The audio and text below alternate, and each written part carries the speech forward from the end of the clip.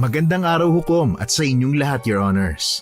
May nakilala ka na bang taong sobrang bango? Yung tipong kahit saan siya magpunta, maiiwan yung amoy niya? Akala ko noon, imposible yun. Dahil lahat naman tayo nangangamoy kapag pinagpapawisan. Pero hindi ko inaasahan na may makikilala akong sobrang bangong tao. Ngunit lingid sa aking kaalaman ay may tinatago pala siyang sikreto. Hukom, ako nga po pala si Ann at nais kong ibahagi ang aking kwento tungkol sa aking hipag na nagbakasyon sa aming baryo.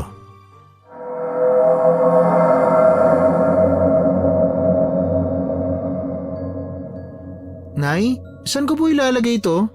Diyan mo na lang ilagay sa gilid ng planggana, anak. Sige po. Nay, ako na rin ang magsasampay para po mapabilis ka. Naku, wag na. Bakla! Good morning, ladies and chumeni men. Ay, Darius, ikaw pala yan. Ay, my God, Ann. Look batak na batak ang false eyelashes ko at blush on. Tapos tatawagin mo ko sa kasumpa-sumpang pangalan na yan? Hoy, nakakasira ka ng araw, ha? Hi, Ninang. Kumain na po kayo? Buti pa tong inaanak ko. Guwapo na, mabait pa. Kaya love na love ni Ninang, ganda yan Paano ba naman na hindi ka tatawaging ninang ng batang yan? Bata pa lang, binobola mo na. And ngayon, may isip na? Bakit tinatawag pa rin akong Ninang? Kasi nga, nasanay na lang. Totoo ba, Jerome? Totoo ba? Ang alin po? Na hindi mo na ako mahal? Hindi. Ayoko marinig. Nay, ano pong nangyayari kay Ninang? May tama po ba siya sa utak? Hay, Nay, baka nababaliw na siya. Hoy, bata ka ha? Dinig ko yon. Biro lang po, Nang. To naman. Anyway, siya nga pala. Bakit ang aga niyo maglaba? Nakakaloka, ha? Daig ng maagap ang masipag, Darius. Darla nga! Darla! Ang tsaka na Darius. Nakakamaton. Oo na. Sige na. Darla na. My God, ha? After several minutes, saka pa nang pumayag. Para namang hindi mo ko kilala. Binibiro lang kita Sos, ang tsaka ng joke mo Kaya dapat shot na lang ang mouth Sandali, sinetsi yan. Yayamanin na. Abay, hindi ko alam. Ngayon ko lang nakita ang magarang sasakyan na yan Oy, ang taray mo riyan, bakla ha? Baka naman asukal de papa mo na yan ha? At hindi ka man lang nagsasabi. Ay, hindi pala. Mukhang demonita. Uy, manahimik ka nga, nakakahiya. Ano hong kailangan nila? Dito ba nakatira si Eduardo? Ano pong kailangan niyo sa tatay ko? Ikaw pala ang anak niya. Opo, ano pong kailangan niyo? Well, gusto kitang isama. Ho? Pasensya na. Nakalimutan kong ipakilala ang sarili ko. Ako si Sian, panganay na kapatid ni Eduardo. Mawalang galang na po pero wala naman hong nababanggit si Eduardo tungkol sa inyo. Na hindi ko na ikinagulat, lalo na at baka maging siya ay nagsisisi sa buhay na pinili niya kumpara sa buhay na nararapat sa kanya. Ay, bakla! Ano naman ang ibig mong sabihin dyan, Aber? Sinasabi ko lang na baka nagsisisi siya kaya hindi niya kami nabanggit kahit kailan. Sino bang hindi magsisisi kung ganitong klaseng buhay ang magkakaroon ka? Ay, parang hindi ko yata gusto ang pinalalabas niyo po. Ay hindi, iho. Sinasabi ko lang ang nakikita ko. Hoy, Ann, bakla. Kahit papano naman ay kilala ko ang asawa mo. Parang hindi naman ganitong ugali niya.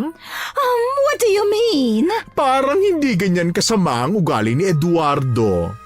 Sigurado ko ba na magkapatid kayo? Excuse me?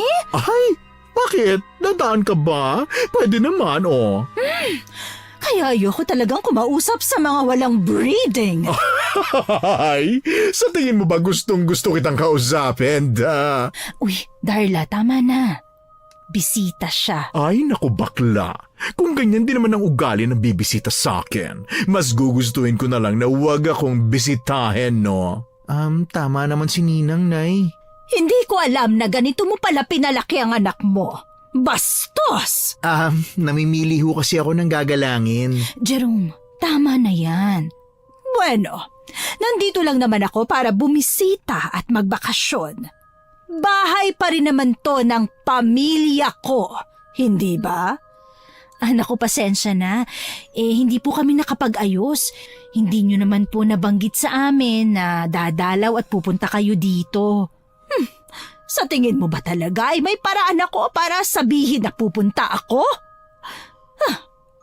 Parang hindi ata uso dito ang internet at cellphone. Sandali, may cellphone ba kayo? Nakikihiram lang po kami.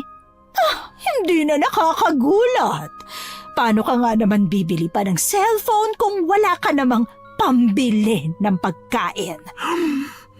Mars, pigilan mo ko. Papatulang ko na talaga yung magaling mong hipa. Halika na po, pasok ka. Ay naku, sigurado ako matutuwa si Eduardo kung buhay siya. Lalo na po at dumalaw kayo. Hindi na siguro. Sigurado ako na hanggang ngayon ay pipilitin niyang itago sa akin to kung buhay siya. Dahil sa, alam mo na, kahihiyan. Hoy, sumusobra na ho yata kayo Pasensya na. Nasaling ko ba ang kakarampot niyong pride? Sa bagay, yun na nga lang naman ang maipagmamalaki niyo, hindi ba? Ang mabuti pa po, umalis na kayo. Excuse me? Bakit Hindi ho ba kayo nakakaintindi ng Tagalog? Umalis na ho kayo bago tuluyang mawala ang respeto ko sa inyo bilang kapatid ng tatay ko. Jerome, tama na. Bisita siya. Bisita? Nay, kung pagsalitaan tayo, akala mo ang taas-taas niya. Marami akong pera, iho. Sapat na siguro yun para magmataas. Hindi ho perang solusyon sa lahat.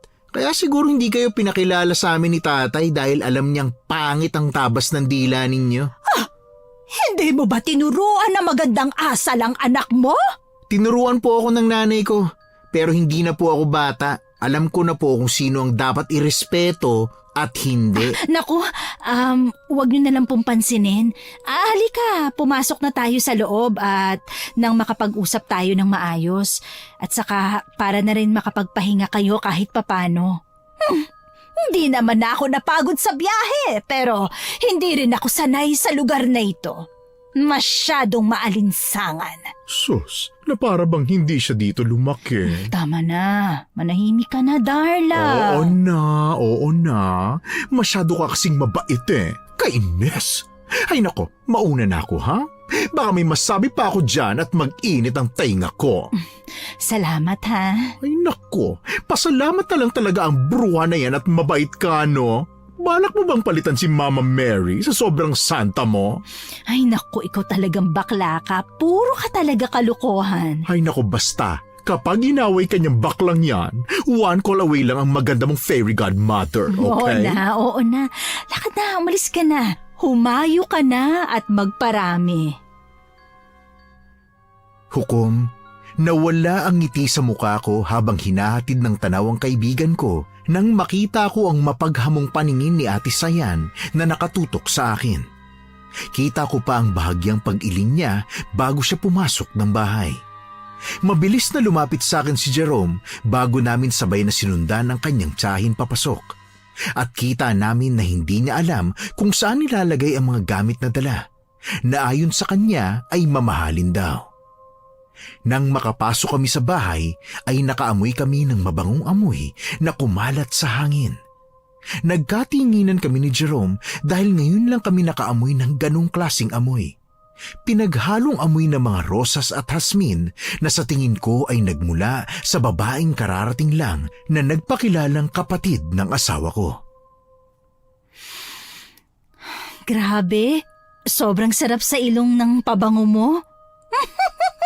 I bet, hindi pa kayo nakakaamoy ng ganyan. Sa bagay, mamahalin Oo nga. Sapat na sa amin dito sa baryo ang sabon-sabon lang. Minsan nga kapag nawala ng sabon, kahit shampoo na lang. Napakasimple nyo talagang mag-isip. Nakasanayan na lang din po namin. Kumain ka na ba? Bakit? May ipapakain kayo sa akin? Pasensya na, katatapos ko lang din kasing maglaba kaya hindi pa ako nakahanda ng almusal. Magluluto pa lang ako ngayon. Gusto mong kumain? Pansin ko nga, mukhang napapabayaan mo rin ang pabangkin ko. Parang ang payat at wala sa tamang timbang. Hindi naman. Malakas kumain si Jerome lalo na kapag luto ko ang nakahain. Gano'n naman siguro talaga kapag anak paborito ang mga luto ng nanay. Baka kasi luto mo lang ang natitikman. Hindi na ako magtataka kung paborito nga niya ang mga luto mo kung ganon. Mawalang galang na ho Kailan ho kayo babalik sa pinagmulan nyo? Anak, ano ka ba? Bakit? Ayaw mo ba ako rito? Hindi mo ba gustong makasama ang tiyasiyan mo? Gusto ko naman ho sana. Kaya lang kung babastusin nyo yung nanay ko, mabuti pa, lumayas na ho kayo. Lumapit ako kay Jerome at hinila siya para patigilin sa pagsasalita. Sabay kaming pumasok sa kusina bago ko inutusan ng anak na bumili muna ng itlog at kahit hotdog sa tindahan para sa almusal ng bisita. Habang abala ako sa pagpapaapoy ng kalang de kahoy, ay naaamoy ko pa rin ang pamilyar na pabango ni Ate Sayan. Napalingon ako at nakitang nasa tabi ko siya at pinapanood ako sa ginagawa. Hinarap ko siya ng nakangiti, ngunit dahan-dahang nawala yon dahil sa nakikitang kaseryosohan sa mukha niya. Hindi ko talaga akalain na matitiis ni Eduardo na makita kayong naghihirap. Hindi naman ganun yon, ate. Maginhawa ang buhay naming mag-anak nung buhay pa si Eduardo. Kaya lang, tuluyang bumagsak nung magkasakit siya at tuluyang tumigil sa pagtatrabaho. Mabuti naman at walang pinagkakautangan ng asawa mo. Sa awa naman po ng Diyos, wala namang lumalapit dito para maningil. Laking pasasalamat ko rin at mabuting bata si Jerome at hindi nasilaw sa marangyang buhay na dati niyang naranasan. Alam mo, Ann, hindi dapat narito si Jerome. Alam ko naman na deserve ng anak ko magandang buhay. Kaya lang, siya na lang din ang meron ako. Di ko yata kakayanin kung mawawala siya sa akin at hindi ko makakasama. Pero nanay ka, ayaw mo bang makitang makaangat ang anak mo? Alam mong hindi ganitong buhay ang bagay sa anak mo. Mayaman ako, maraming pera. Kaya kong pag-aralin si Jerome nang walang iniisip. Ate, pero alam mong tama ako, Ann. Wala akong balak na masama sa pamangkin ko. Gusto ko lang tulungan ang nag-iisang anak ng nag-iisa kong kapatid. Hindi po ako magdidesisyon yan.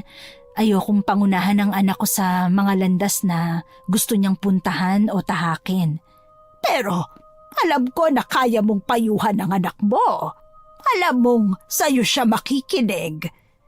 Gaya nga ng sinabi ko, malaki na si Jerome. Ayokong pangunahan siya sa mga desisyon niya sa buhay. Ano pa bang aasahan ko sa iyo?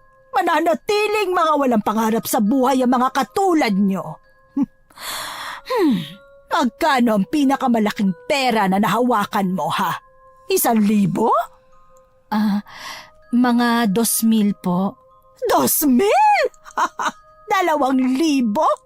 Hindi na nga kasya ang halaga na yan sa mga pagkain na kinakain ko. Gusto mo bang magaya sa iyo ang anak mo? 2,000 ang pinakamalaking nahawakan?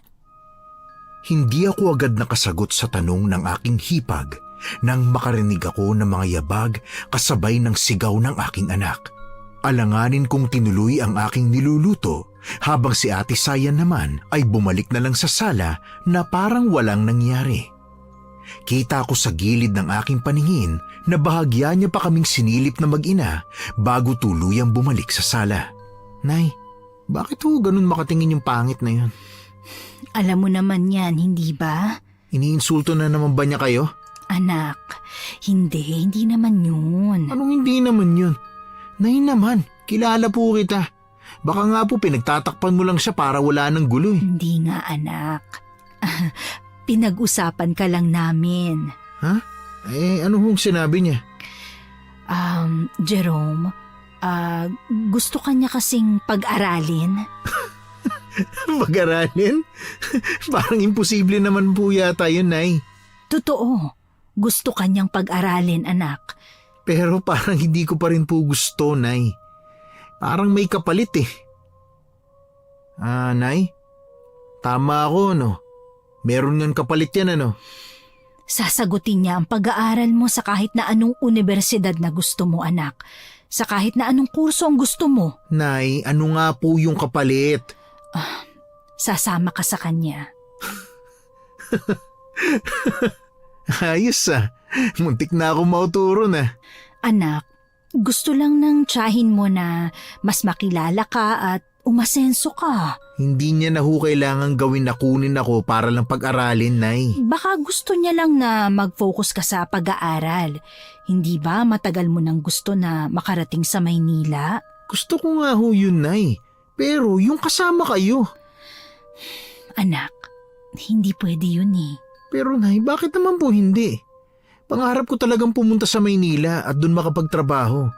Pero dapat kasama kita, syempre. Hindi pwede ang gusto mo. Dahil hindi ako para doon. Saka medyo may edad na rin naman ako. Baka mas lalo lang ako magkasakit kung doon ako sa Maynila titira, hindi ba? May pera na po tayo nun, Nay. Hindi na problema yun. Tsaka mas mapapadali po dahil mas malapit sa mga ospital. Hindi ko gusto ang syudad, anak. Saka isa pa, ayokong iwan ang bahay natin. Alam mo naman na ito na lang ang alaala ng papa mo. Opo, Nay. Alam ko po yun. Sinabi ko lang naman yan dahil gusto ko ang pag-aralin ng tiyasayan mo sa Maynila. Hindi ho nga natin kailangan ng tulong niya, Nay. Jerome, hindi ko na nagugustuhan ng mga salita mo, ha? Nawawalan ka na ng respeto. Sorry ho, Nay. Matapos kong makapagluto ng almusal, ay lumabas na ako ng kusina. Minabuti kong paupuin si Jerome sa harapan ng kanyang tiyahin at sabay silang kumain. Ilang na ilang ako nung mga oras na yon. Hindi ko alam kung paano pakikiharapan si Ate Sayan, kaya naman buong araw akong iwas ng iwas sa kanya. Dumaan ng maghapon na hindi kami nag-usap. Si Jerome ay palagi ring nakadikit sa akin habang si Ate Sayan ay nananatili lang sa kwarto ng anak ko na pansamantala niyang gagamitin. Magkasama muna kami ni Jerome sa kwarto ko, kaya naman ng maggabi ay tahimik ko na lang na pinanood ang anak kong mahimbing nang natutulog. Ngunit sa kalagitnaan ng gabi, napabalikwas ako ng bangon nang makarinig ng mga kaluskos mula sa aming bubong. Saglit akong bumaling kay Jerome na tulog pa rin, kaya naman marahan ko siyang niyugyog para magising. Bakit Nay? Anak, samahan mo ko. Ha? Saan naman Nay? Ating gabi na Tingnan natin ang tiya mo. Baka napapano na yun eh. Bakit naman Wala ka bang naririnig? May mga kaluskos sa bubong eh. Baka hindi na yun makatulog ngayon dahil sa ingay. Nay, problema na niya yun. Hayaan niyo na siya. Anak, kapatid siya ng papa mo. Sus, parang hindi naman Ampun siguro yun kaya ganun ang ugali. Ay nako, hindi ko gustong lumalabas sa bibig mo, anak. Hindi naman kita ganyan pinalaki ah. Nay, alam niyo naman na ayaw kong nababastos kayo. Lalo na ng mga walang naambag sa buhay natin. Sige na, halika na anak. Samahan mo na ako. Nay, hayaan niyo na siya. Bisita pa rin natin siya, Jerome. Hindi magandang tingnan kung hahayaan nating hindi siya komportable dito sa bahay. Pero Nay, hinantok pa ako Siya, sige. Ako na lang ang sisilip. Ay, sige na nga eto na. Patayo na. Ako na ang titingin. Sigurado ka. Pwede ka namang matulog na lang. Hindi Dito na lang kayo. Ako na pong bahalang sumilip. Pakikunan mo na din ako ng malamig na tubig, anak, ha? Oo, sige ho, Nay. Ay, sana kahit papano naman hindi nadidinig ni ate yung ingay na yon. Ay, nakakahiya kasi kung sakali. Baka hindi na siya nakatulog. Nay! Nay! Oh, bakit? Bakit ka humahangos? May problema ba? Nagising ba ang tiyahin mo? Nay, may tao. Ha? Sa bubong! Nay, may tao! Kaya nga pinapasilip ko sa'yo kung ano yun, hindi ba? Nasilip mo ba ang tiyahin mo sa kwarto niya? Wala ho siya ron eh. Ano? Paano wala? Saan yung pupunta? Hindi ko ho alam. Ay, teka, sandali. Saan ho kayo pupunta? Titingnan ko lang ang tiyahin mo. Imposible namang mawawala siya sa kwarto niya. Pero Nay, delikado. Baka kainin ka. Ako, ikaw talagang bata ka. Puro kakalukuhan. Nag-aalala kasi ako eh. Kung ano na nangyari doon. Naku Nay, sasama ng ugali nun. Baka hanghali mo pong matakot sa kanya, no? Hindi na ako magugulat kung isang araw ay mapikon mo ang tiyahin mo. Nay, nagsasabi lang naman ako ng totoo. Walang personalan. Ay, ewan ko sa yung bata ka. Diyan ka na muna, ha? Ako na ang titingin doon sa labas. Pero Nay, wala nga po siya. Paano wala? Gabing-gabi na. Saan naman pupunta ang tiyahin mo?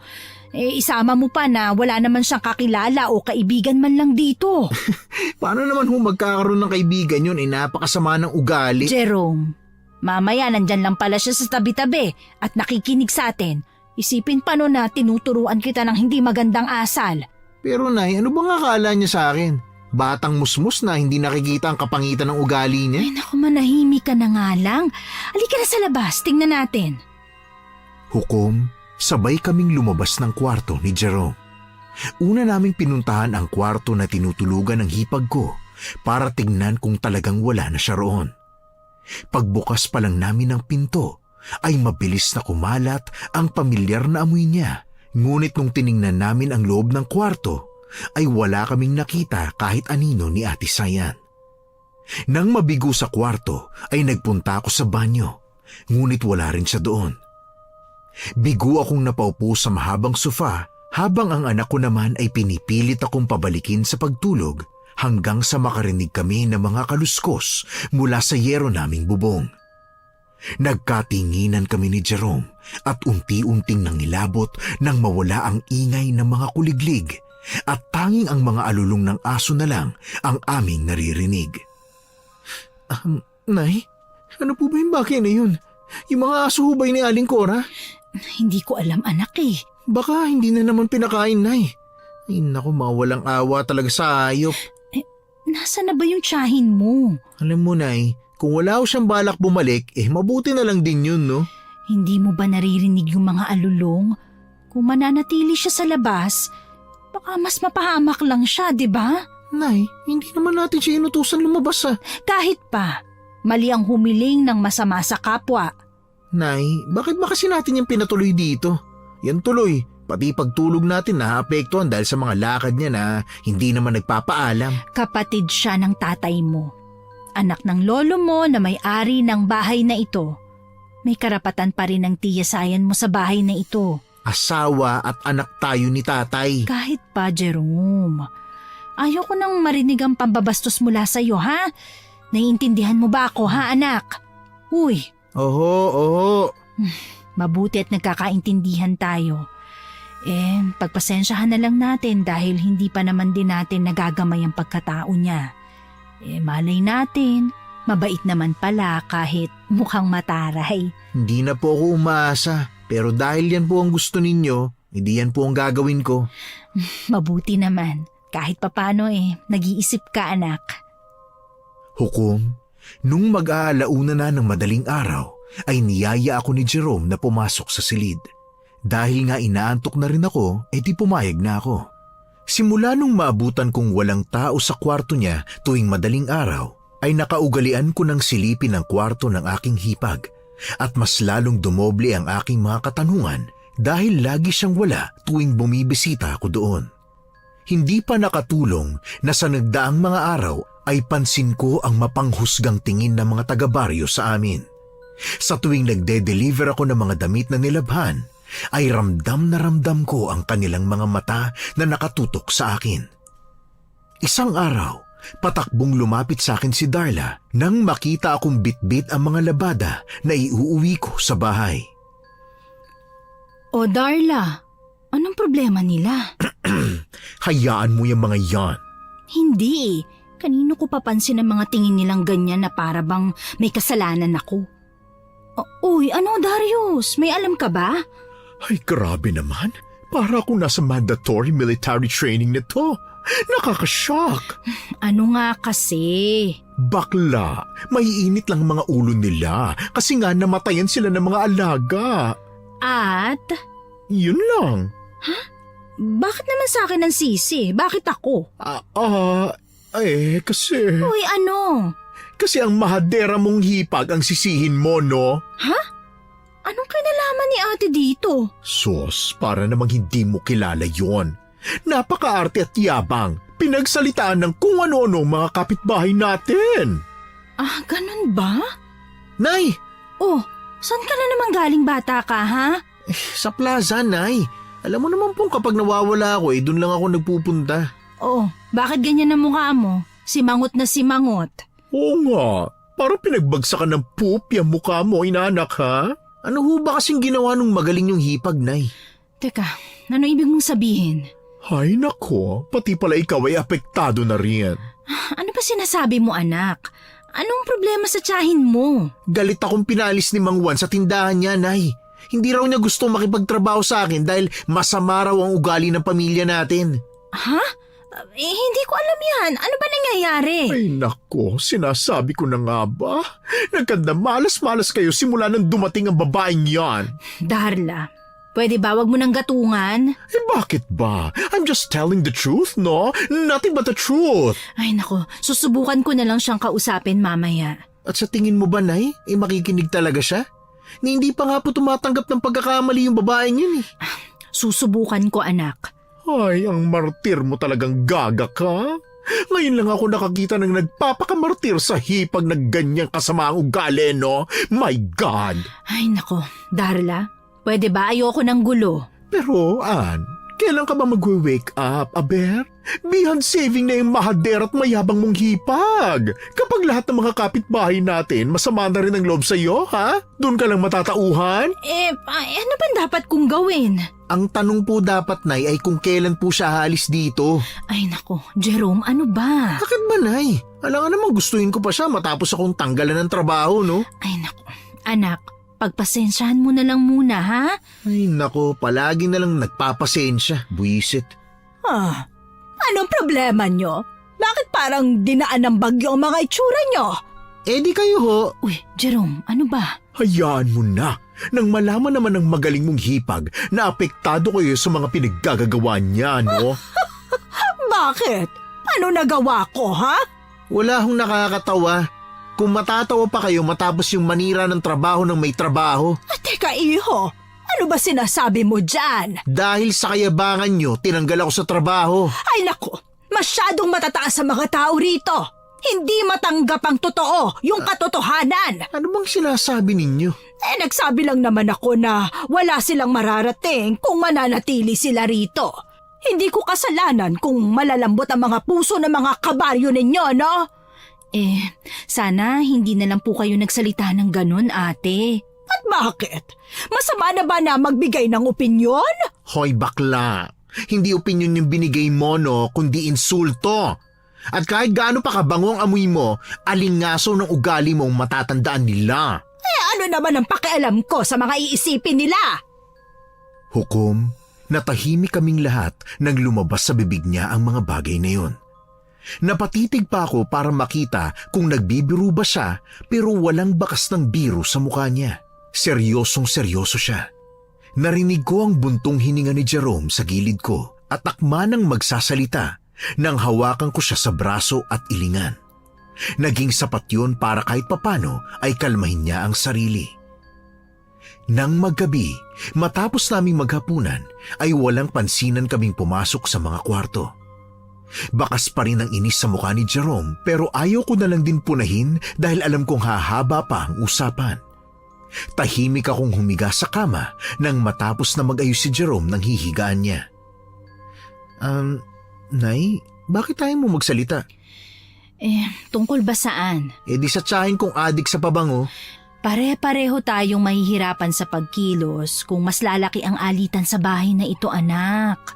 Hindi mo naman ho siya hawayin. Pagsasabihan lang sana. At ano, sa tingin mo ba talaga makikinig siya? Kung hindi makinig, di nasa sa kanya na yun. Ang mahalaga, kinausap niyo siya. Mas matanda siya sa akin, anak. Kaya kakayan-kayanin na lang niya tayo? Di naman ho tama yun, Nay, no? Anak, bata ka pa. Hindi mo pa naiintindihan kung gaano kagulo ang mundo. Nay, malaki na ho ako. Nakakaintindi na ho ako. Ay, tama na to, pwede ba? Magpahinga na lang tayo. May tanggap akong labahin at plantsahin bukas. Sige na. Nay, baka naman humapasma na kayo niyan. Mas mahalagang matugunan ang pagkalam ng sikmura kesa sa mga sakit-sakit na yan. Nay, hindi lang sakit-sakit na madali lang solusyonan ng pasma ha, baka kala nyo. Nak, kaartihan lang yan ng mayayaman.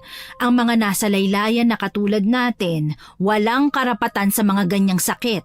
Dahil kapag nagkataon, wala tayong kakainin. Ay, bakit ba hanggang ngayon nasa ibaba tayo? Dahil ang mga nasa taas lang ang patuloy na umaangat, anak. Nakakalimutan nilang may kailangan din silang tulungang umangat at hindi lang sila. Ay nako, Nay, bakit nga ba ganun sa bansa natin, no? Ganun na talaga ang bansa natin, anak. Sana lang kahit papano ay mamulat sa katotohanang tayong lahat na nasa ilalim ang biktima at kawawa. Ay, Nay, malapit na po pala magpasko, no? May gusto po ba kayong regalo? Malusog na kalusugan lang para sa'yo, anak. Sus, ano ba naman yan, Nay? Masaya ako na masaya ka, ganun yun. Sige na nga, sa Noche Buena po. Mahipon po ako, Nay. Makakatulong ako. Kahit siguro spaghetti na lang at saka tinapay. Nay, hindi kumpleto ang Pasko kung walang fried chicken, ha? Napakamahal ng bilihin, nak. Ang 1,000 natin, isang putahe lang ang mabibili na kumpleto ang rekado. Hindi kaya, Nay. Sabi kaya nila 500 daw kasyang-kasya na. Parang tangik, no? Hindi Ay naku anak, malayo pa naman yun. Sa ngayon, matulog na muna tayo. Naunang makatulog si Jerome, kaya naman ilang minuto rin akong nagbilang ng baka sa aking utak hanggang sa tuluyan na akong dinalaw ng antok. Ngunit di nagtagal, unti-unti akong nagmulat ng mata dahil naalimpungatan ako sa mahihina ngunit mariing kaluskos na naririnig ko sa aming bubungan na para bang pinipilit tanggalin yun. Nang makitang tulog pa rin si Jerome, ay wala akong nagawa kung hindi ang lumabas ng mag-isa para silipin ang nangyayari. Bumangon ako na dala ang kaba na unti-unting lumulukob sa akin. Naglakad ako palabas ng kwarto at naabutan kong bukas ang pinto ng kwarto ng aking hipag, ngunit hindi ko maninag ang kanyang pulto roon. Hukom, mas lalong dinaga ang dibdib ko nang mas lumakas ang mga kaluskos sa bubong na sinabayan ng mga alulong ng aso mula sa labas. Buong tapang kong nilakad ang bintana at doon sumilip. Agad nanlaki ang mga mata ko nang makita ang ilang malalaking aso na pinipilit sirain ang aming bubungan. Akala ko'y aatake sila nang makita ako, ngunit mabilis silang tumigil sa kanilang ginagawa at tumakbo papalayo. Mabuti na lang ay wala ng insidente pagkatapos noon. Dahil sa pag-iisip sa kung anong nangyari kagabi, pagkagising ko ng umaga ay halos mapaso na ako sa init ng tubig kung hindi lang kinuha ni Jerome ang atensyon ko. Uy, Nay, anong problema? Mamaya samahan mo ko kila Kapitan, ha? Ho? Anong gagawin natin dun? Bigla naman ho ata. Basta, kailangan ko lang siyang makausap. Ano po ba, Nay? Magsusumbong po ba kayo tungkol kay Tia Sayan? Hindi tungkol sa tiyahin mo ang ipupunta natin sa barangay, anak. Ano ho? Hindi niyo ho ba nakuha yung sahod niyo sa paglalabada? Anong akala mo sa akin, anak? Tanga? Oo naman, nakuha ko yung sahod ko. Nay, kung ganun po pala, sabihin niyo na sa akin kung anong problema. Bakit tayo pupunta sa barangay? Kasi may mga nagtatangkang pumasok dito kagabi. Ho? Pag nanakawan tayo? Wala naman ho silang makukuha dito kung sakali, no? Yan nga din ang hindi ko alam Kailangan natin ng tulong kung sakali. Kaya sige na anak, samahan mo na ako sa barangay. Ha? Samahan mo na ako. Oo nga po, oo na po. Sige ho, Maliligo ho muna ako tapos diretso na po tayo doon, okay? Bilisan mo ha, bilisan mong maligo para naman makabalik agad tayo. May tanggap kasi akong labahin at plantsahin. Baka tanggalin ako sa trabaho kapag hindi agad ako nagpunta doon. Oo nga ho, Nay. At saka... Ay, gising na ho pala kayo, Tia. Magandang umaga. Oh, saan naman ho ang pwesto nyo ngayon para mamintas? Hindi ko na kailangang lumayo, iho. Dito pa lang ay ubus na ang maghapon ko. Ay nako, wala ho kayong makakausap dito. May lakad kami ni Nanay. Ay talaga? Saan naman kayo pupunta? Doon ho sa wala ho kayong pakialam doon, Tia. Nagtatanong lang naman ako, iho. Pupunta po kami sa barangay. Pagkatapos, dediretso na po ako sa bahay ng paglalabhan ko. Bakit? Ba't kayo pupunta sa barangay? Wala naman ho. May ipakikiusap lang po ako sa kapitan namin. Bakit? Ano ba magagawa ng barangay kung sakali? Ang tindi mo naman, Tia. Pati ba naman yung barangay hindi palalampasin ng pangit yung dila? Well. Bakit mainit na naman ang ulo ng inaanak ko? At bakit may baklang maingay na naman ako nakita?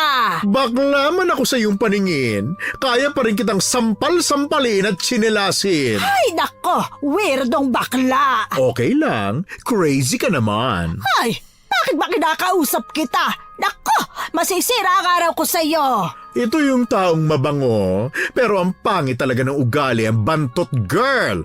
Ilang linggo ka na rito, ha? Wala ka pa rin character development? At bakit? May mali ba sa akin? I don't need to change anything about myself. I don't need to change anything, my cat.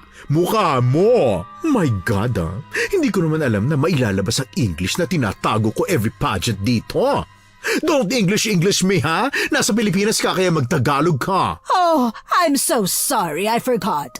Hindi pala kayo English-speaking people dito. Ba't gaga to, ha? I shouldn't waste my time here. Ha!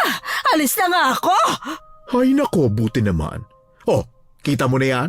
Ang pangit talaga ng ugali ng Bruhilda mong hipag. Amoy niya lang ang maganda sa kanya, no? Hoy, Ann! Hello? To may pangit na kumare. Ano? Ha? Ay, ano ba yan? Fly na naman sa balur yung brain mo. Ay naku, sorry Darla ha. Ano nga ulit yun? Ay, ano ka ba naman, bakla? Hanas ako ng hanas dito, oh. Tapos hindi ka naman pala nakikinig. Ay naku, sorry ha. May iniisip lang ako. Naku, mukha ngang sing-deep na Mariana Trench yung iniisip mo, ah. Ano ba yun? May mga tao? Ha? Saan? Hindi. May mga nilalang kagabi na pinipilit kaming pasukin eh. Sinisira nila yung bubong na para bang may balak silang kunin. Ha? Ay, nakakaloka yan, ha? Seryoso ako, Darius. Oh, ano mga oras yan, Mama? Bakit hindi mo ko tinawag? Alauna na yun eh. Sigurado kung kasama mo na si James Reid sa panaginip mo ng mga oras na yon. Gaga, iba na to, no? Dapat tinawag mo ako. Hindi ko na naisip yun eh. Alam mo na, syempre nataranta ako. Natakot din ako. Oh, paano? Ano nangyari? Ganito, sumilip ako sa bintana at nakita nila ako. Ano ba naman yung bakla? Putol-putol ang chika! Nabibitin ng Diyos mong friend! Tuloy mo! Tumakbo sila palayo. Mabilis kasi silang naging mga aso. What? Nakakaloka, ha? Ano yan, comics? May asuhang? Tapos ako si Darna na magliligtas sa'yo? Ay naku, seryoso ako. Yan ang iniisip mo kanina pa? Oo. Natatakot ako eh. Paano kung bigla silang bumalik ulit at makuha na nila kung anong balak nilang kunin? Diba? Oh, ano ngayon ang balak mo? Hihingi ako ng tulong kay Cap. Baka may mga tanod na pwedeng magpatrol dito tuwing gabi, diba? Sa tingin mo ba talaga ay gagalaw ang barangay ng walang lagay? Well, very wrong ka dyan, bakla. Hindi naman masamang magbaka sakali, diba? Ay, naku, ewan. Ay, sama ko na nga kayo. Malay ninyo, may mabihag na tanod sa beautiful face ko at tulungan kayo. Sige, salamat ha. Ayan, ayos. Nay, halika na po. Sige, tara na. Ay, mabuti pa nga, inaanak. At mukhang nadedelikado kayo rito. Kaya nga po baka malooban pa kami. Buti sana kung malooban lang. Paano kung kainin kayo, no? Ninang naman bakit naman may kainan nang naganap? Ay! Kainan? Ay, naku bakla. Pigilan mo sarili mo. Huh? Ay naku, tama na nga yan. Halina kayo't na makapunta kila Aling Pasing ng maaga at magpapalaba pa yun. Hindi mo sinabi ang buong kwento sa anak mo? Ayokong mas mag-alala siya at saka matakot. Pero malalaman pa rin naman niya yun Lalo na't pupunta tayo sa barangay. Ano ka ba? Hayaan ko na lang na ron niya malaman. Ay naku, hindi ginagamit ang brains. Ewan ko talaga sa'yo.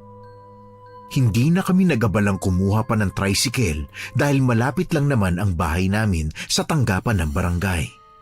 Naabutan namin doon si Kapitan Tiago. May kausap ng mga tanod habang nakaupo sa kanyang sariling lamesa. Agad naming naagaw ang kanyang atensyon, kaya naman mabilis siyang tumayo at naglakad papalapit sa amin, bago tinanong kung ano ang sadya namin sa kanyang opisina. Sinimulan kong ikwento kung anong problema. Napansin ko na bahagyang natigilan si Jerome habang nakikinig. Ngunit kagaya ng inaasahan, ay tinawanan lang kami ng kapitan. Hindi siya naniniwala sa aking mga kwento. At walang sabi-sabing tinaboy kami sa kanyang opisina habang pinagtatawanan din kami ng kanyang mga tanod. Bigo kaming lumabas ng tanggapan pero agad kami natigilan nang makita ang isang lalaking may edad na nakatingin sa amin ng diretsyo habang nasa harapan niya ang lagayan niya ng taho. Nakaupo ang matandang lalaki sa gilid ng barangay hall.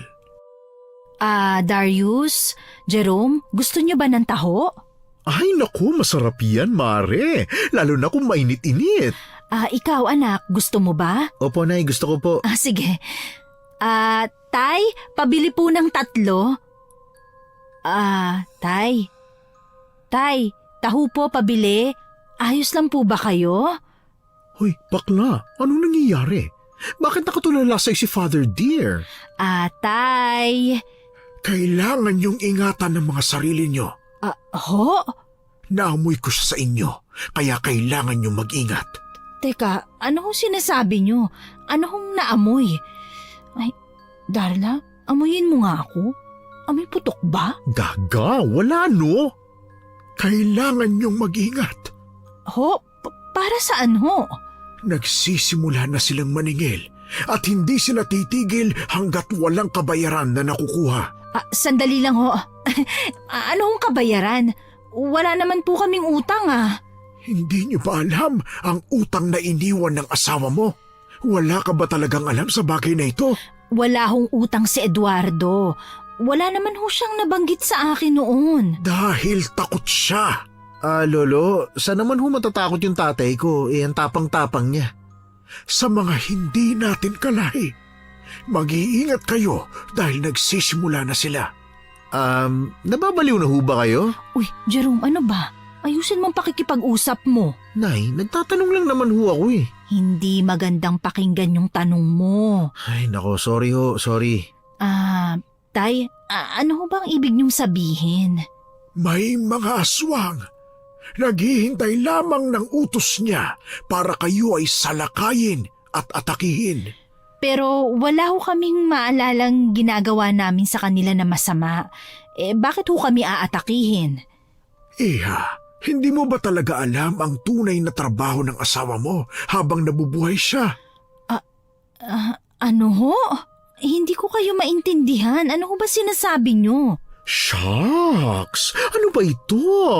More drama. Plot twist after plot twist. My God! Ano pong alam niyo? Sabihin niyo sa akin. Ano pong problema niyo sa tatay ko? Bakit niyo ba siya sinisiraan, ha? Iho, maniwala ka. Wala akong balak na manira. Gusto ko lang na alam niyo kung sinong dapat niyong pagkatiwalaan. Hindi ko maintindihan. Wala naman hong nabanggit yung asawa ko nung naghihingalo siya. Dahil alam niya na mali ang trabahong pinasok niya. Ha? Ano pong trabaho ang sinasabi niyo? Siya ang nagde-deliver ng mga laman loob ng mga hitman sa isang sindikato. Ano? Imposible ho yung sinasabi niyo. Mabait ho si tatay at mapagmahal. Mabait at mapagmahal na ama. Gagawin ang lahat para sa anak niya na nag-aaral. Isang huwarang ama, ngunit hindi isang mabuting tao. Halika na nga, Nay. Umalis na nga ho tayo rito. Sinisiraan lang niya si tatay. Sagutin mo ko, iho. Anong mapapala ko sa paninira sa isang taong matagal ng patay, aber? Anong makukuha ko sa hindi pagsasabi ng totoo? Pero sino ho ba kayo? Bakit niyo ho alam ang ganitong mga bagay? Dahil katulad lang din ako ni Eduardo noon. Ginusto ko rin na mabigyan ng maayos na buhay ang pamilya ko. Kaya humawak ako sa patalim at nakipagkasundo sa sindikato. Pero unti-unti akong nilamon ng konsensya, kaya kusa akong kumalas at nagtago. Naging dahilan yun kung bakit nagkaroon ako ng utang sa kanila. At ang pamilya ko ang ginawa nilang kabayaran. Ibig sabihin, inatake ng mga aswang ang pamilya niyo? Oo, kaya simula noon ay pinangako ko sa sarili kong tutulungan ko ang mga nangangailangan, ang mga nagiging bulag katulad ninyo. Bakit ho hindi kayo magsumbong sa pulis? Sa tingin niyo ba talaga ay paniniwalaan ako ng mga pulis? Anong isusumbong ko sa mga yon, ha? Na nakita kong harap-harapang kinain ng mga aswang ang anak kong umiiyak. Ang asawa kong nakatitig sa akin habang sinisip-sip ang dugo niya. Sa tingin mo ba ay hindi ako matatawag na baliw kung ikukwento ko ang mga bagay na yon? Diyos ko! Yun ho ba ang mga gagawin nila sa amin? Sa nasaksihan kong buhay niyo noon ay malaki ang nakuha ni Eduardo sa kanila. Kaya sigurado kong malaki rin ang sisingilin nila. Kaya mag-iingat kayo. Hindi basta halimaw ang makakalaban niyo. Bakit ho? Ano po bang sinasabi niyo? Dahil bangkilan ang kaaway niyo. Ha? Ano naman yung bangkilan, Tito? Ang bangkilan ay isang uri ng aswang na kilala sa kanilang taglay na ganda at alindog. Ngunit hindi sila dapat minamaliit dahil sila ay isa sa pinakamalalakas na uri ng aswang. Lubha silang kinatatakutan ng ibang mga uri ng aswang. Kaya nilang gumawa ng iba pang mga aswang sa pamamagitan ng itim na bato. Ang kanilang pisikal na lakas ay hindi rin matatawaran. May kakayahan silang magpalit ng anyo bilang lobo, aso o kahit na ibon. Hindi nila kailangang gumamit ng inkandasyon para manlinlang at ipasok sa kanilang kapangyarihan ang isang nilalang o tao. Hindi sila dapat minamaliit kahit pa mga babae sila. Babae ho sila? Babae ang nag-uutos ng pag-atake sa amin ngayon? Hindi nga lang sila basta babae, iha. Ano pa nga ho? Ay, nakakaloka ha, ang suspense. Manahimik nga kayo. Hindi siya basta babae. Dahil kasama niyo siya sa bahay. Si Tita Sayan? Baka ho nagkakamali lang kayo. Kapatid ho siya ng asawa ko. Kapatid siya ni Eduardo. Paanong mangyayaring aswang siya? Ang pagiging aswang ay hindi lang nakukuha sa dugo o sa lahi. Minsan ay sumasailalim ang isang mortal sa isang ritual para higit na lumakas. Ganoon ang nangyari sa hipag mo. Imposible.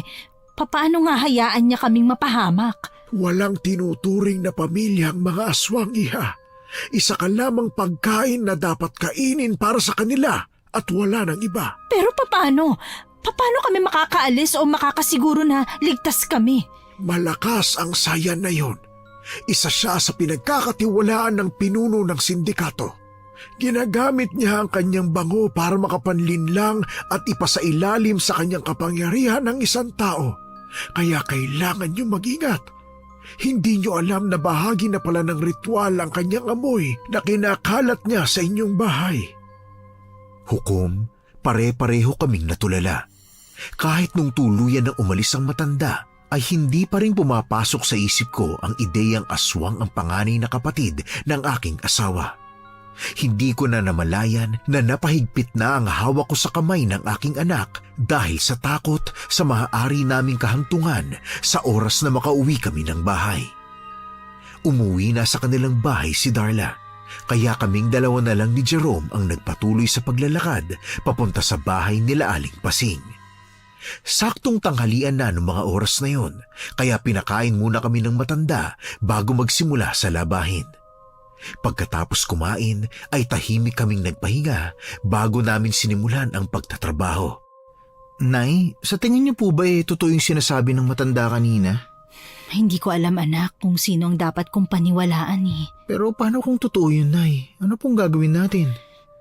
Nahahati ang isip at puso ko, Jerome. Sa kagustuhan kong protektahan ka at sa kagustuhan ko na igalang siya bilang panganay na kapatid ng tatay mo. Nay, nandito lang ho ako ha. Hindi tayo mag-iiwanan, anak. Poprotektahan ko rin ho kayo, pangako.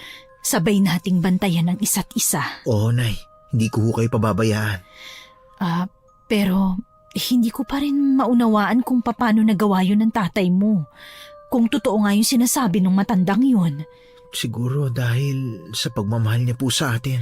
Pero hindi naman tayo nang hingi ng magharbong buhay, hindi ba? Sapat na ang simple, basta kasama natin siya. Parang hindi niyo naman ho kilala si tatay. Ibinibigay niya ang lahat para sa atin. Ang lahat ng bagay na gustuhin natin, hindi ho ba? Dahil sa kagustuhan niyang yun. Tingnan mo ang kalagayan natin ngayon. Ano mong oras pwede tayong mamatay? Pero hindi naman ho yung ginusto ng tatay eh. Kahit pa, kung sana nakontento na lang siya. Nay naman. Mahal ko ang tatay mo, anak. Pero hindi ko gustong ginawa niyang ito. Naintindihan ko po. Ay, tapusin na natin ang mga labahin para makapagpahinga na tayo at makauwi na. Pero Nay, paano pag nandun na si Tita Sayan? Magkunwari kang walang alam, ha? Ha? Paano? Burahin mo sa isip mo ang mga nalaman mo ngayong araw. Pero Nay... Makinig ka sa akin at para sa iyong bagay na ito. Hindi ko po yata kayang magkunwari at umarte, Nay. Kakayanin mo yan, anak. Para maligtas ka at mabuhay. Nay, hindi na inis ang nararamdaman ko sa tuwing naalala ko si Tita Sayan, kundi galit na. Kailangan mong tatagan ang loob mo. Tibayan mo. Pero Nay, natatakot din po ako eh. Hindi, anak. Kakayanin mo yan. Pero paano po kung makahalata siya, Nay? Kaya nga kailangan mong bantayan ang bibig mo para hindi ka mahuli. Naiintindihan mo ba, ha? Oo, Nay. Hindi ko pinahalata sa aking anak ang sarili kong nerbiyos nung mga oras na yon. Kaya naman nang matapos kami sa trabaho nung araw na yon, ay tahimik na naming tinahak ang daan pauwi. Laking pasasalamat ko nang walang bumungad sa amin na tao pagpasok ng bahay. Kaya naman malayang napaupo si Jerome sa mahabang sofa. Parang lantang-lanta habang pinagtutuunan ko naman ng pansin ang pagluluto ng pwede naming hapunan. Halos manigas ang katawan ko nang maamoy ang pamilyar na bango ni ate. Pasimple akong humugot ng hininga bago ko siya hinarap ng may ngiti sa labi. Naabutan ko pang napatayo si Jerome sa pagkakaupo, bakas ang gulat at takot, pero agad kong sinenyasan na kumalma. Ate, may kailangan ka ba? Wala naman. Tinitingnan ko lang kung ano ang niluluto mo. Bakit? Nagugutom ka na ba? Kung nagugutom ako, kaya kong pakainin ang sarili ko. Ganun ba? Hindi ko kailangan ng luto mo para kumain, Ann. Pasensya na ha. Nag-aalala lang ako na baka gutom ka na eh. Hindi naman magtatagal eh. Babalik na ako ng Amerika. Saglit ka na lang pala rito? Kaya nga gusto kong kausapin mo si Jerome para sumama na sa akin. Ate, ayaw niya kasi talaga eh. Hindi ko gustong pilitin ang anak ko sa mga bagay na hindi niya gustong gawin. Masyado ka malambot, alam mo ba? Wala pa akong nakitang ina na sunod-sunuran sa kagustuhan ng anak. Ate, kaming dalawa lang ni Jerome ang magkasama sa buhay. Ayoko naman na lumaki siyang malayo ang loob sa akin dahil sa pagpilit ko sa mga gusto kong mangyari sa buhay niya. Saka isa pa ate, gusto ko rin kasi siya rito. Ayoko mang aminin pero ayokong malayo sa akin ang anak ko. Malambot kang ang tunay. Mas maganda na rin ang ganun, hindi ba ate? Mapagsasabihan niya ako ng mga gumugulo sa kanya. Ngunit, hindi ka kakatakutan.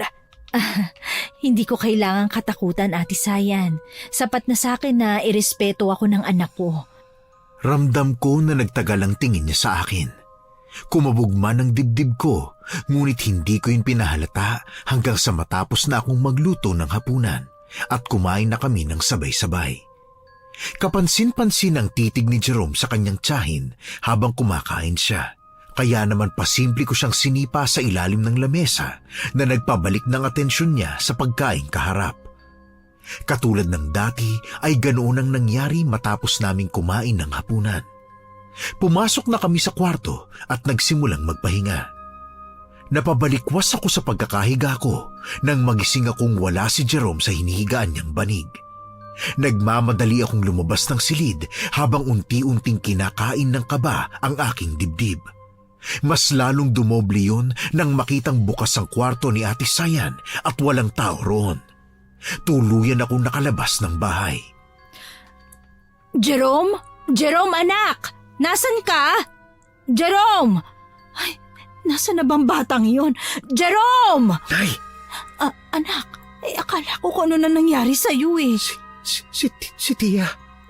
Anong ginagawa niya riyan? Bakit? Amoy na amoy yung pabango niya, Nay.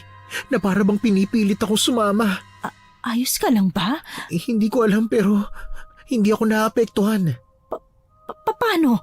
Ayos ka lang, ha? Oo, ayos lang ho ako, Nay. Jerome! Jerome! Anong ginagawa mo, Ate Sayan? Jerome, sumama ka sa akin, Jerome. Hindi mo makukuha sa akin ang anak ko. Hindi ako papayag na makuha mo siya. Bakit hindi tumatalab?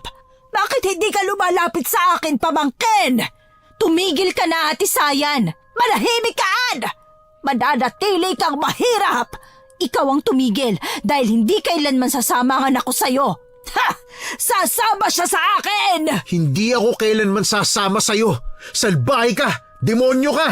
Bakit parang galit ka? Bakit parang kasalanan ko na mananatili kayong mahirap dahil wala kayong pangarap? Huwag mo na po akong bilugin. Alam ko na ang plano mo. Kung ganon, ay hindi ko na pala kailangan magtago sa mahinang katawan ng tao. Jerome, mag-iingat ka. Hindi natin alam kung anong klaseng halimaw ang kaya niyang gawin. Handa na ako sa kahit ano, Nay. Hindi ako magpapatalo. Kahit papano pala ay nakakatuwa ang tapang na makita sa'yo. Manahimik ka! Mula sa puno sa harapan ng bahay namin, nakita ko ang unti-unting pagbabago ng anyo ni Ate Sayan. Tumilos ang kanyang mga kuko habang ang mga mata ay nanlilisik. Ang mga pangil ay humaba. Wala sa sarili akong napaatras nang makita kong wala ng 1 metro ang layo namin ni Jerome sa kanya. Mabilis niya akong nahawakan sa leeg na agad napigilan ni Jerome. Galit na nakatingin sa anak ko ang halimaw habang nakangising hawak-hawak ako sa leeg. Halos panlambutan ako ng tuhod at mawalan ng hininga nang unti-unti niya akong iangat mula sa lupa. Merong nakapaligid sa kanyang malalaking aso na animoy sabik sa karne at inaamoy-amoy ako.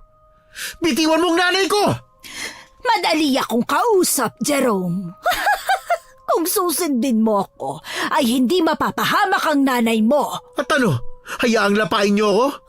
Utang ang binabayaran niyo. Utang ng ama mo. Na kapatid mo! Tunay at purong kapatid mo si Papa, kaya hindi ko maintindihan kung bakit mo ginagawa sa amin to. Pamilya niya kami, pamilya mo kami. Pamilyang ipinagpalit sa buhay na marangya? Pamilya? Hindi niyo kilala ang mga magulang namin, kaya bakit ko kayo ituturing na pamilya? Sa tingin mo ba ay matutuwa si Eduardo sa ginagawa mo sa amin? Iniwan niya kayo kasi mahal niya kami. Iniwan niya kami dahil nabuntis ka. Pinanagutan ka lang niyaan. Huwag kang tanga. Hindi totoo yan. Mahal ako ni Eduardo. Alam ko yon. Ramdam ko yon. Mahal? Bakit hindi ka na ipakilala sa amin? Bakit hindi niya kami nilapitan? Siguro dahil alam niyang demonyo kayo. Iyon ang pinaniwala niya sa'yo. Kalokohan. Kung mahal talaga niya kayo, ay hindi siya magdadalawang isip na lumapit sa amin para sa anak niyo. Manahimik ka! Hindi ko kailangan ng opinyon mo. Kaya manahimik ka! Bakit ayaw mo na lang tanggapin na hindi ka mahal na kapatid ko?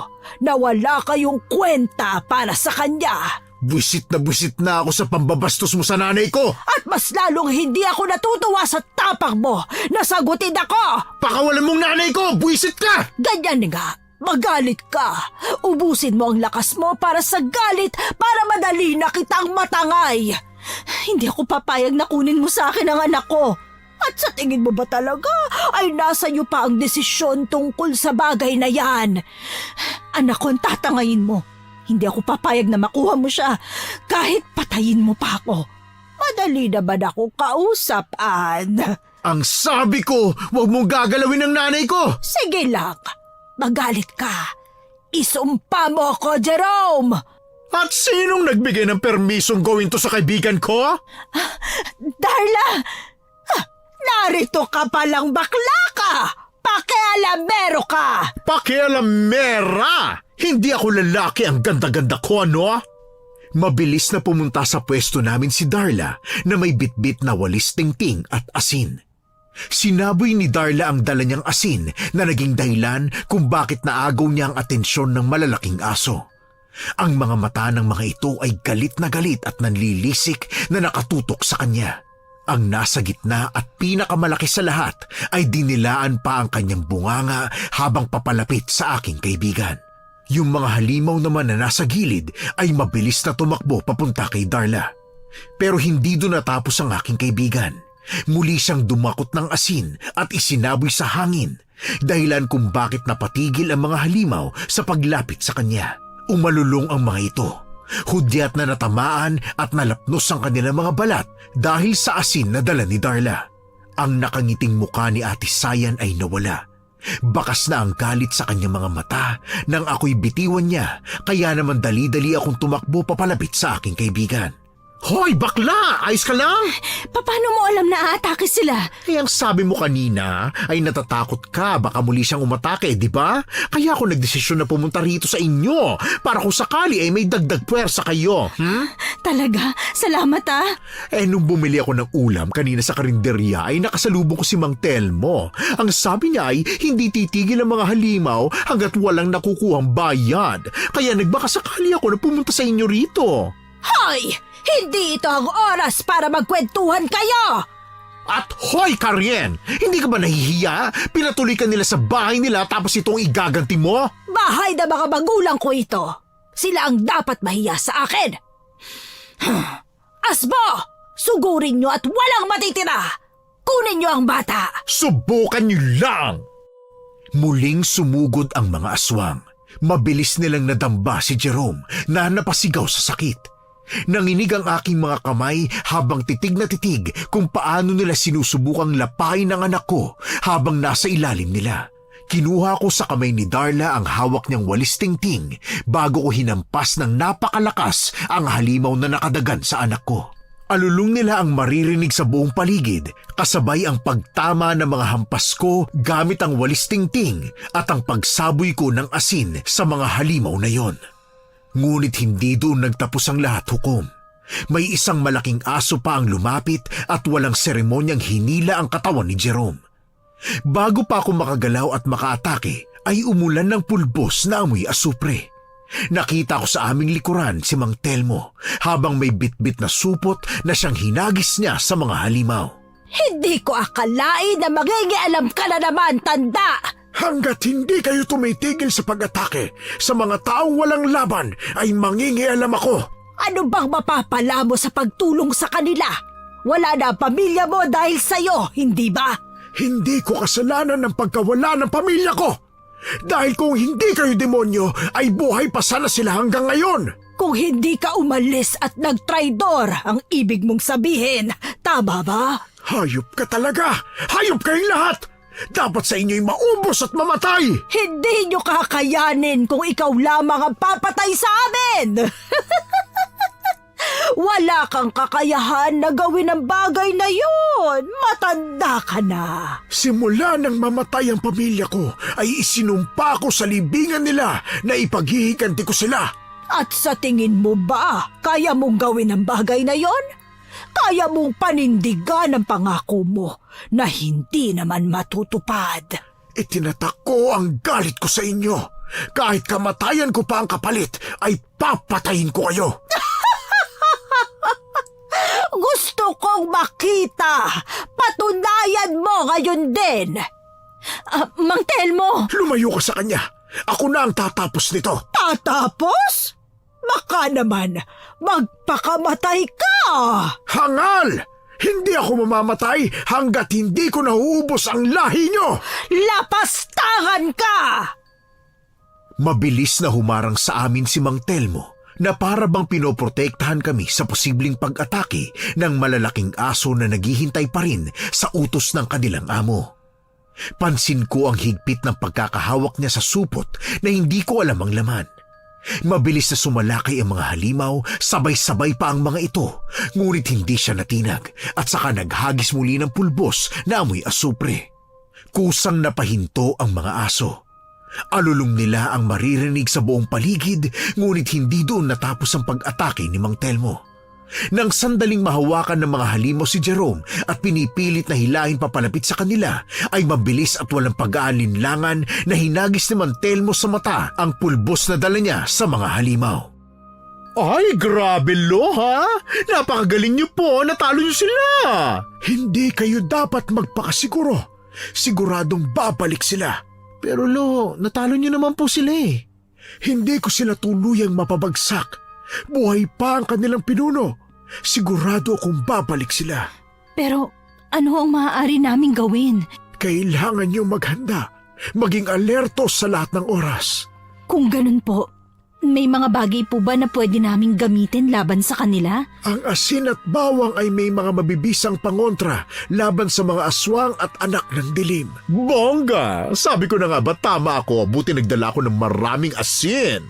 Isa pa ay apoy. Pwede kayong gumamit ng apoy. Pwede rin kayong gumamit ng mga rosaryo at saka ng holy water. Yun ang pinakamaiging proteksyon.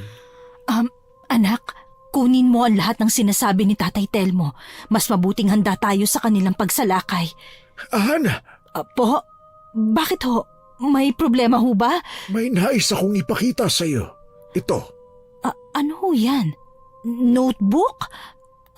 Ano ho ito? Anong laman nito? Makakasagot yan ng mga tanong kung bakit hinahabol kayo ng mga halimaw.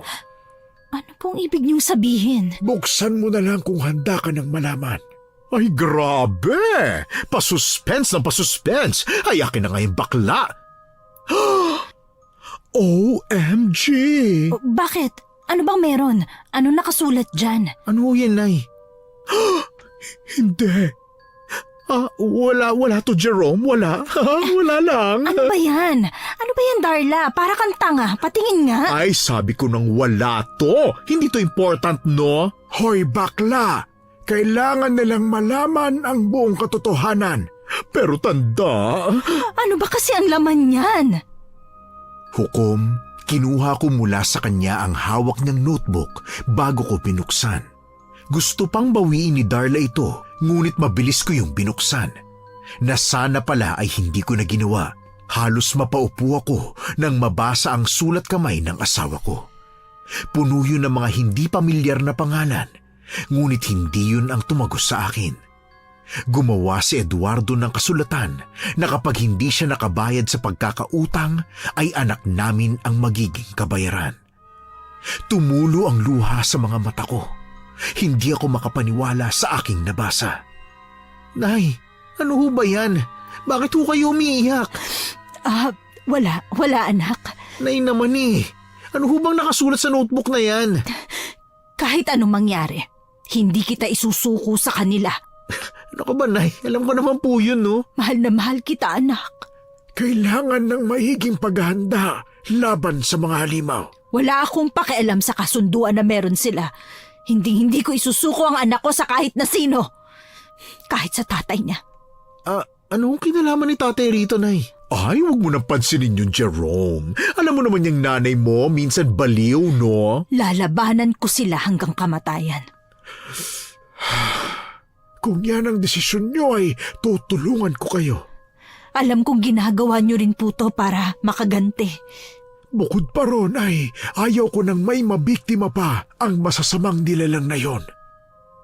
Pinlano namin kung paano kami mananalo sa gagawin naming pag-atake. Ang sabi ni Mang Telmo ay may libro raw na pinanggagalingan ang kapangyarihan ng mga bangkilan. Libro na isa sa kanilang mga kahinaan, kaya naman nung araw na yon, hinalughog ko ang kanyang mabangong kwarto at hindi rin ako nabigo dahil nakita ko ang aking hinahanap. Ito po ba yun? Ang librong yan ay nagsisilbing gabay ng mga bangkilan sa kanilang mga pag-atake. Ano hong ibig niyo sabihin, Lo? Diyan nagmumula ang mga kaalaman nila tungkol sa mga engkantasyon at mga ritual na ginagamit nila para makatalo at makapatay ng kalaban. Ay kung ganun pala, edi napakaengot naman ng saya na yan para iwan yan sa bahay niyo, no? Marahil ay hindi niya iniisip na paghihinalaan natin siya o kaya naman ay malaman natin na kahinaan niya ang librong yan. Paano natin to magagamit laban sa kanya? Apoy ang pangunahing kahinaan nila, kaya yun din ang tuluyang makakatalo sa kanya. Kung ganun po, susunugin ko ang librong ito? Tama ka, Iha. Ngunit sana ay hindi na umabot sa punto na magtagumpay siyang gawing aswang si Jerome para siya ay humalili kay Eduardo sa pagbabayad ng utang. Hindi. Hindi ko ho yun hahayaang mangyari. Magkamatayan man. Pero hindi ko isusuko sa kanya ang anak ko. Ay, nakakatuwa ang tapang mayroon ka, Iha. Ngunit hindi mo dapat sila minamaliit, ha? Dahil kaya niyang pasunurin ang mabababang uri ng aswang sa kanyang mga kagustuhan. Wala po akong pakialam, Tatay Telmo. Sinisiguro ko na tayo ang mananalo. Mas minabuti naming lahat na manatili na lang sa aming bahay nang sa ganun ay mas madali ang pagsaklolo namin sa isa't isa sa oras na muling umatake ang mga halimaw. Isang gabi, habang tulog na ang lahat, ay naalimpungatan ako. Wala si Jerome sa tabi ko, kaya naman dali-dali akong tumayo at pumunta sa kwarto kung saan natutulog si Darla at si Mang Telmo. Bakas ang pagkakabahala sa kanilang muka, kaya naman kahit kinakabahan ay naghanda kami para sa engkwentro laban sa mga halimaw. Tinahak namin ang madilim na kagubatan. Mahigpit ang pagkakahawak ko sa sibat na ipinahiram sa akin ni Mang Telmo. Ginagamit daw niya yun noon. Si Darla naman ay hawak ang supot na may lamang asin at bawang at sa kabilang kamay naman niya ay may hawak din siyang espada na sa tingin ko ay kinuha niya sa kanilang bahay. Ang sabi sa akin noon ni Darla ay dati raw manunugis ng aswang ang lolo niya nung kapanahunan nito. Kaya hindi na rin nakakagulat na may makuha siyang armas sa bahay nila. Noon daw ay hindi siya gaanong naniniwala sa kwento ng kanyang lolo, kaya hindi niya yung pinapakinggan at nanatiling walang alam kahit na dating mandirigma laban sa aswang ang lolo niya. Nakarinig kami ng mga alulong ng aso at mula sa malayo ay tanaw ang isang kubo. Mabilis ako napatakbo nang madinig ang sigaw ni Jerome. Puno yun ng takot. Mabilis kaming tumakbo papalapit sa kubo at nakita ang aking anak na nakalutang habang hawak sa liig ni Ate Sayan. Ate Sayan! Bitawan mo ang anak ko! Oh, Ann! Nandito ka na pala! Nay! Anak, Jerome! Pakawalan mo ang anak ko! Bakit? Bakit ko muna gagawin yon, ha? Napakawalang iya mo! Bata lang si Jerome kaya pakawalan mo na! Hindi mo ba nakikitaan? Bababayaran ako sa utang ng asawa mo sa oras na makuha ko ang anak mo! Hindi ako katulad ng tatay niya. Hindi ko ipagpapalit ang anak ko para sa pera. Pare-pareho kayo. Pareho ang dugong nananalaytay sa inyong magkapatid. Nay, anong ibig niya sabihin? Hindi mo pa ba alam, Jerome? Sinuko ng tatay mo ang buhay mo para sa mga utang niya. Ginawa ka niyang collateral para sa mga utang niya. Manahimik ka! Bakit? Hindi mo pa rin ba matanggap hanggang ngayon, Ann? Totoo lahat ng sinabi ko. Hindi ka mahal ng asawa mo. Nang isuko niya ang anak ko, wala na rin akong pakialam sa kanya. Demonyo kayong dalawa. Pareho kayo. Nay! Tulong! Jerome! Kitang-kita ko kung paano tumusok ang mahahabang kuko ni ate sa liig ng anak ko. Dumaloy mula sa sugat na gawa nito ang dugo ni Jerome. Mabilis na inilapat ni ate ang kanyang dila sa sugat na mismong siya ang gumawa. Gamit ang sibat na pinahiram ni Mang Telmo ay nagsimula akong kumilos para mapalapit sa pwesto niya. Sinubukang dumamba ng mga halimaw sa pwesto ko, ngunit hindi ko pinagbigyan ang nais nilang mangyari. Sa bawat subok nilang tumalon sa akin ay nakahanda na ang sibat para sa kanila. Kaya naman mistula silang barbecue na tinuhog. Sobrang sariwa ng dugo ng anak mo. Pakawalan mo ang anak ko ngayon din. Di ko akalain na ganyan mo kamahal ang anak mo! At hindi mo rin alam ang kaya kong gawin kung sakaling masaktan mo siya. I wouldn't dare. Pero alam mo bang masarap kang makitang ganyan? Galit at handa akong patayin. Nababaliw ka na. Bawalan mo ako! Kahit anong gawin mo ay hindi kita pwedeng pakawalan, Jerome. Kailangan kitang dalhin sa kanila para matapos na ang lahat ng ito. Kung sasama ba ako sa'yo, may papangako mong wala nang ibang masasaktan. Jerome, ano ba yung sinasabi mo? Ito na lang ang paraan para hindi na kayo... Aray! Para hindi na kayo masaktan, Nay. Sa tingin mo ba? Basta na lang kitang isusuko? Nay, ayoko lang na masaktan ka pa nila. Hindi! Walang magpapasuko sa akin kahit ikaw! Uubusin ko ang mga halimaw na magtatangkang kunin ka mula sa akin! Kitang-kita ko kung paano muling bumaon ang mahahabang kuko ng hipag ko sa liig ng anak ko. Naging dahilan yun ng aking pagsigaw dahil sa puot. Hahakbang na sana ako para umatake gamit ang sibat na hawak ko, ngunit naunahan ako ni Darla. Biglang nasa harapan ko na ang aking kaibigan. Nakakagulat na seryoso ang mukha niya ngayon. Isinaboy niya ang asin at bawang na tumama sa mukha ni Sayan na naging dahilan ng kanyang pag-atras at pag-ungol. Mabilis niyang nabitawan si Jerome na agad kong dinaluhan nang bumagsak ang naghihina niyang katawan sa lupa. Jerome, anak! Anak, anong nararamdaman mo? Ayos ka lang ba? Dapat hindi niyo na ako sinundan, Nay. Ano ba yung sinasabi mo, anak? Alam ko na ang lahat. Yung tungkol sa kasunduan ni tatay. Kasunduan yun na ginawa ng magaling mong ama. Kaya labas ka ron. Pero Nay, hindi tayo matatahimik kung patuloy lang tayong tatakbo sa problema. Kaya nga hindi natin tatakbuhan ngayon, hindi ba? Lumalaban na tayo, anak. Hanggang kailan, Nay? Hanggang kailan natin kailangang lumaban? Hanggat hindi sila tumitigil. Hanggat hindi nila tayo tinitigilan. Hanggat hindi sila sumusuko. Nay, masakit. Ha? Alin? Alin? Nasaan ang masakit, anak? Ay, anak! Diyos ko, Jerome! Nasaan ang masakit? Alin? Yung ulo ko, Nay. Parang binibiyak. Hindi ko maintindihan kung saan ako pupunta noong mga oras na yon. Abala si Darla sa pag-atake ng malalaking aso habang si Mang Telmo ay nakikipaglaban din, ngunit panaka-naka ang ginagawang pagsulyap sa amin. Napatingin ako kay Sayan na unti-unting tumatayo habang tumatawa. Anong ginawa mo sa anak ko, ha? Hindi na kayo makakatakas. Kahit saan kayo magpunta, ay nakakabit na sa anak mo ang sumpa. Anong ginawa mo? Unti-unti na siya magiging katulad namin, Ann.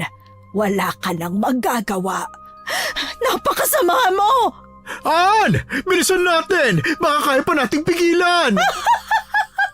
Hindi mo na siya maililigtas, Ann. Nilapatan ko na siya ng ritual kanina. Isama pa ang dugo kong kanyang natikman. Simula pa lang yan. Maya-maya, uhaw na rin siya sa dugong sariwa. Katulad ng iyo. Walang iya ka! Papatayin kita! Hindi ako papayag na mabuhay ka pa! Hindi na ako nag-isip. Sinugod ko na siya. Hindi ko ramdam ang sakit kahit tumama sa braso ko ang isa niyang kuko. Iniwas-iwas ko ang sibat at tumama yun sa balikat niya. Nagliyab sa galit ang mga mata ng aking hipag habang umaagos ang maitim na dugo. Ngunit nawalan na ako ng pakialam. Habang nakikita ko ang anak kong nasasaktan, ay mas dumoble ang galit na nararamdaman ko. Dumamba ako sa pinakamalapit na halimaw. Tinara ko ang sibat sa mata ng halimaw. Alulong nito ang narinig sa buong kagubatan. Hingal man ay muli akong tumayo ng tuluyan kong mapabagsak ang halimaw. Wala sa loob akong naglakad papalapit kay Ate Sayan na bakas ang galit sa mga mata. Akin ang batang iyon! Hindi mo na siya pwedeng iligtas! At sino ka para sabihin sa akin ang bagay na yan? Walang personalan, Ann. Kabayaran lang sa utang niyo ang kinukuha ko. Utang yun ng kapatid mo. Kaya bakit mo kailangang idamay ang anak ko? Alam mo na ang sagot sa tanong na yan, Ann! Na hindi ko matatanggap. Magkakamatayan tayo bago ko isuko sa'yo si Jerome. Ilang sandali na lang, Ann, ay matutulad na siya sa amin. Wala ka nang magagawa. Kung mapapatay kita, sigurado akong hihinto ang bagay na ginawa mo. Kung, Ann, kung mapapatay mo ko. Pero kahit na anong gawin mo ay hindi mo ako mapapatay. Ang mga tao ay mananatiling mahihina. Mas mababa kaysa sa amin. Mga pagkain lang kayo. Huwag mo akong yabangan, ate. Dahil hindi mo ako kilala. Hindi mo alam ang kaya kong gawin para sa anak ko. Gusto ko ring makita kung ano ang kaya mong gawin, iha. Ann, lumayo ka! Hindi ko napaghandaan ang mga halimaw na tumakbo mula sa likuran ng kubo. Mababilis ang kanilang mga galaw. Nagsimula silang kumalat at binigyan kami ng mga makakaharap. Puno ng liksi kong winasiwas ang hawak kong sibat sa aswang na huminto sa harapan ko. Dinig ko ang sigaw ni Darla at nakitang halos sunggaban niya ang isang aso. Mabuti na lang at mabilis na nakasaklolo si Mang Telmo. Gamit ang pulbos ay hinagis na yun sa hangin dahilan kung bakit tuluyang nalapnos ang kanilang mga balat kasabay ng pag-alpas ng malalakas na alulong mula sa malalaki nilang bunganga. Ngunit kahit ilang halimaw ang nagpabagsak sa amin ay parang hindi sila nauubos. Mas lalo silang dumadami at lumalakas. Dinig ko ang mayabang na halakhak ni Sayan. Isang wasiwas ng sibat ang ginawa ko sa halimaw na muling lumapit bago ako tumakbo papalapit sa kanya. OMG, bakla! Dumadami sila, Ann! Ang dami na nila! Mang Telmo, dalhin mo si Jerome. Bilisan mo. Iligtas niyo ho siya. Ako nang bahala kay Sayan. Bakla, mag-iingat ka! Hindi ko hahayaan na magtagumpay siya sa balak niyang gawin. Unti-unti na kumakalat ang lason sa dugo ng anak mo. Wala ka nang magagawaan.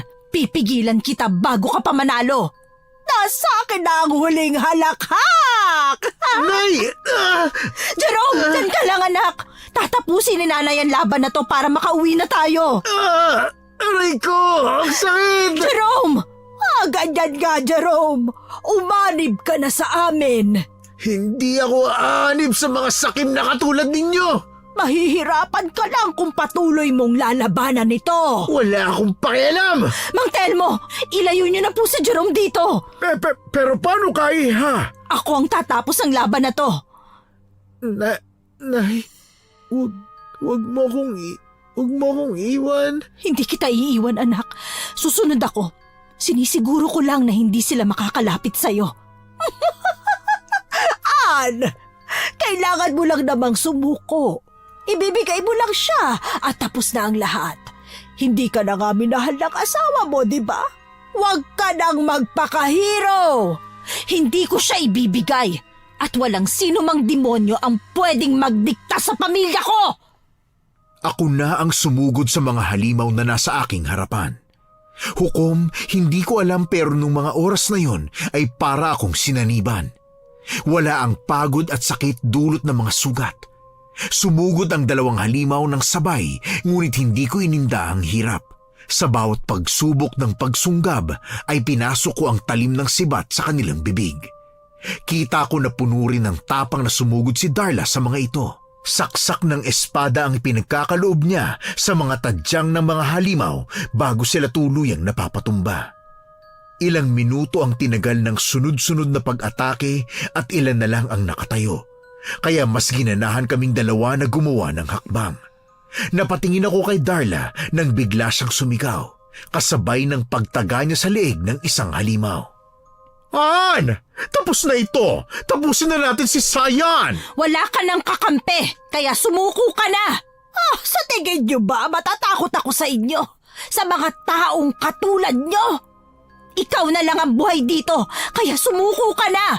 Sino ang may sabing dapat niyo akong ihalin tulad sa mga inutil na aswang na yan, ha? Ano pa bang magagawa mo, Sayan, ha? Batid mo ba ang kaya kong gawin, babae? Huwag kang basta lalapit sa kanya, Nay! Gagamitin niya ang amoy niya para linlangin ka! Isang bagay na napakadaling iwasan! Gusto kong makita kung paano mo ako matataloan! Bakit? Handa ka na ba? Napaatras si Sayan. Ang ngiti niya ay napalitan ng isang malamig at nagngangalit na galit. Yun ang nagpalakas ng loob ko. Hinalughog ko sa aking dalang supot yung librong nakita namin sa kanyang silid. Nang mapatingin ako sa kanya ay kita ko ang gulat at takot sa mga mata niya. Lumapit ako sa hipag ko. Ako naman ang natawa nang makita kong bahagya niyang pag-atras. Dahan-dahan kong binitawan ang libro na hawak. Ang aking paningin ay nanatiling nasa halimaw.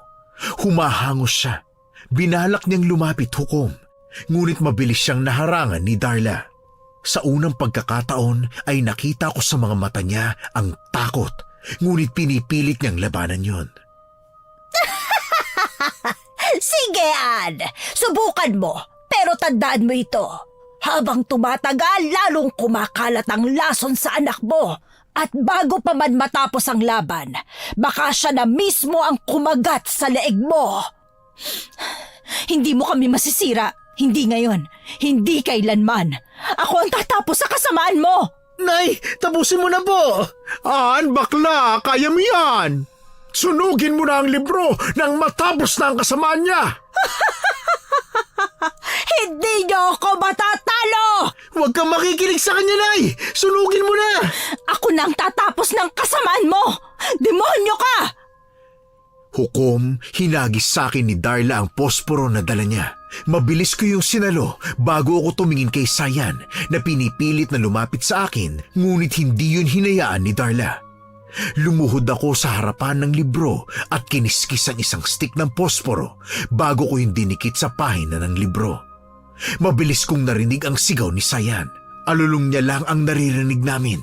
Habang tinutupok ng apoy ang libro, ay unti-unti siyang napaluhod dulot ng panghihina hanggang sa tuluyan na siyang nakahandusay sa lupa.